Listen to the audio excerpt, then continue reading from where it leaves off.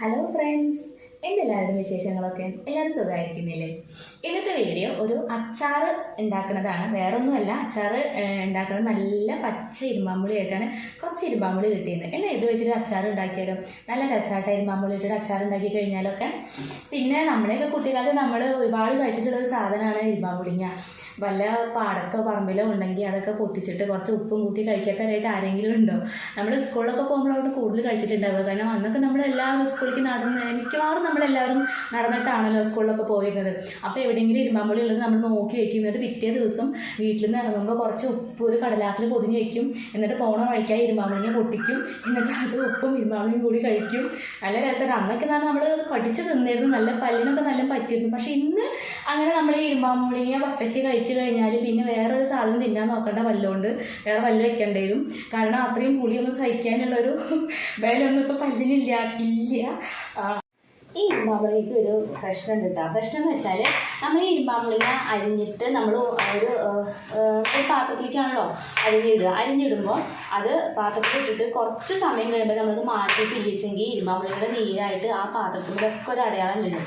അത് നമ്മൾ എത്ര തന്നെ കഴുകി വൃത്തിയാക്കിയാലും പിന്നെ ആ പാട് തീരെ പോവില്ല. ആ അടയാളം അങ്ങനെ തന്നെ കെടുക്കും ആ പാത്രത്തിൽ, എത്ര കാലം വരെ അങ്ങനെ കെടുക്കും.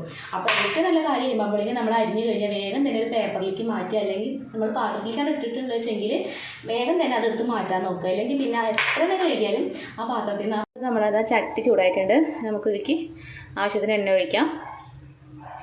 എനിക്ക് അച്ചാറൊക്കെ ഉണ്ടാക്കുമ്പോൾ തോനെ വെളിച്ചെണ്ണയാണെങ്കിൽ വെളിച്ചെണ്ണ, എണ്ണയാണെങ്കിൽ എണ്ണ തോനെ ഒഴിക്കണം കേട്ടോ.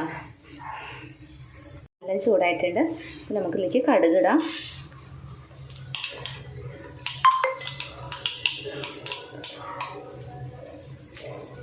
കടുക് പൊട്ടി തുടങ്ങിയിട്ടുണ്ട്. അപ്പോൾ ഇനി നമുക്ക് വെളുത്തുള്ളി അരിഞ്ഞിടാം.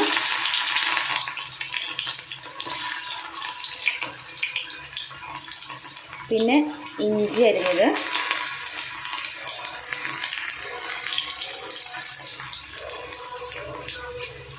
നന്നായി നടക്കാം.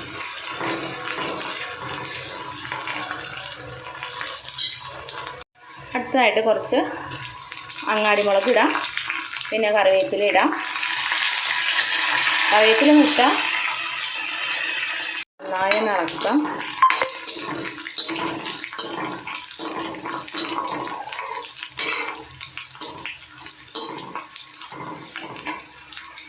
നന്നായി മൂത്തിട്ടുണ്ട്. ഇതൊക്കെ നമുക്കിലേക്ക് മുളക് പൊടി ഇടാം.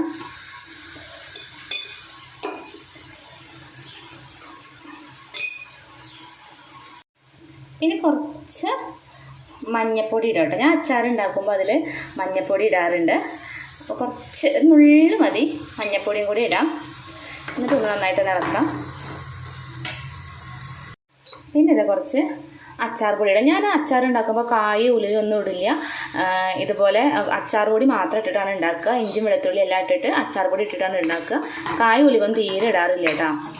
അപ്പോൾ അതൊക്കെ നല്ല ഈ പൊടികളൊക്കെ നന്നായി മൂത്ത് വന്നിട്ടുണ്ട്.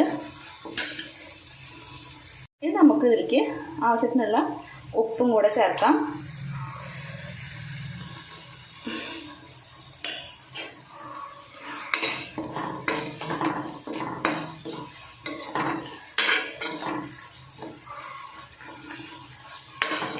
നല്ല അടിപൊളി കളറല്ലേ?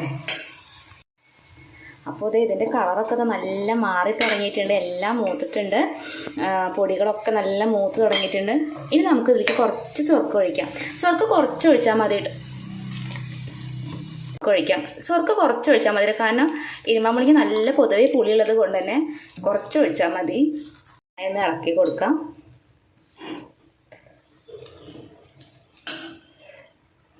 അപ്പോൾ അത് നമ്മളുടെ ഇരുമ്പാമ്പുളി അച്ചാർ ഇവിടെ റെഡി ആയിട്ടുണ്ട്. ഇനി ഇത് കൂട്ടിയിട്ട് ഒരു കിണ്ണം ചോറിടണം അല്ലേ? അച്ചാറുണ്ടെങ്കിൽ നമുക്ക് ചോറിന് വേറെ ഒന്നും വേണ്ടെന്നാ പറയാം. അച്ചാർ കൂട്ടിയിട്ട് നമുക്ക് ഇഷ്ടം പോലെ ഒരു കിണ്ണത്തിനകത്ത് ചോറൊക്കെ തിന്നാം. അപ്പോൾ അത് നമ്മളുടെ ഇരുമ്പാമ്പുളി അച്ചാർ ഇവിടെ റെഡി ആയിട്ടുണ്ട്. ചോറ് കൂട്ടി തിന്നാൻ വേണ്ടി റെഡി ആയി ഇരിക്കുകയാണ് ഇവിടെ ഇരുമ്പാമ്പുളി അച്ചാർ. പിന്നെ ഇതാ നല്ല വഴുതനങ്ങ വറുത്തതുണ്ട്, മുരിങ്ങയില ഉപ്പേരിയുണ്ട്. അപ്പോൾ നമുക്ക് ഊണ് കഴിച്ചാലോ?